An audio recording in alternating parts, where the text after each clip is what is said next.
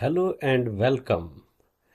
Today I introduce this T distribution, students T distribution, which is an essential concept in statistics and finance, particularly when we are dealing with small sample sizes. I am excited to introduce to you my brand new app that visualizes the T distribution, and we will also learn how to apply it in the real world financial scenarios. So let us start. So here, this is that app. We have these three tabs on this app here. First is PDF of students T distribution. Second is CDF, and third is application. So let us start with this first tab. Here we have nice plot showing probability density function of T distribution. But before we start with this amazing formula, we will break up this formula and try to understand it. But here, first of all, let us understand that there are 8 key dimensions of a student's key distributions, right?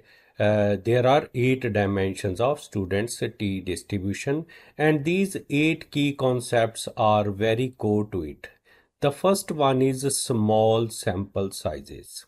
Remember, T distribution is crucial when dealing with small sample sizes, right? This is common in finance when we are analyzing markets or emerging asset classes. We have limited historical data, and then use of students T distribution becomes amazingly useful, right? For example, we are evaluating the startups stock returns, right? Then we will have only data for few years. Second thing, when students T distribution is most useful is degrees of freedom, right? So, degrees of freedom in finance when comparing small portfolios return to a particular benchmark means a standard, right? We have an actual rate, uh, and this rate may be portfolio's actual return, and then there is a standard rate, right, against which we have to measure our performance, that whether we did good or not so good as compared to the standard and benchmark, right? Degrees of freedoms would help you understand the variability in estimate. So second thing is that we need to have degrees of freedom, and actually we need to input those, and in my app we entered these through a slider here, right? And third thing is that we need a T statistics, right?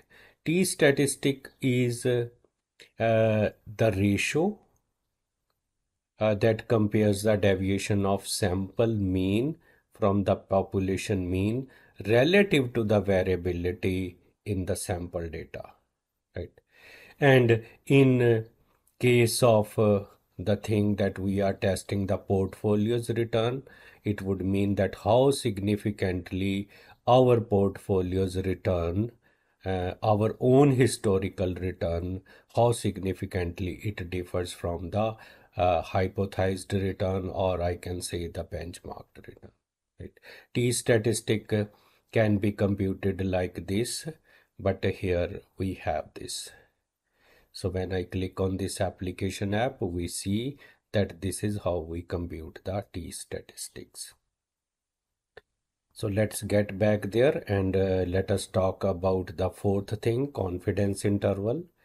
So constructing of a confidence interval using the T distribution gives us that range within which we expect the true population mean would be situated. It would lie over there, right? So it is especially useful when we are estimating the returns of small cap stocks and their portfolios. And it can be also used for other stock portfolios, maybe mid cap stock portfolios as well. And the next concept that is very important is hypothesis testing. What does it mean? We have heard about it, right?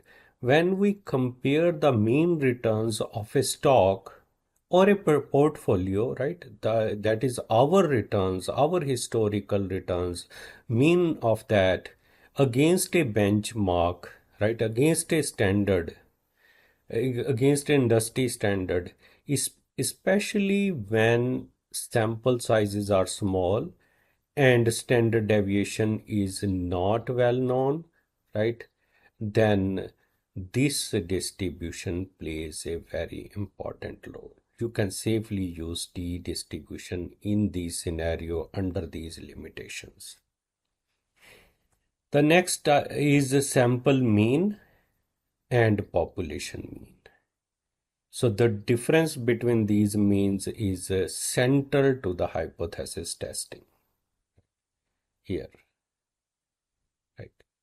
So in T statistics, we have the sample mean x bar, we have the population mean mu, right? We have the sample standard deviation s, we have the number uh, of samples, number of items in the sample, right? That is sample size.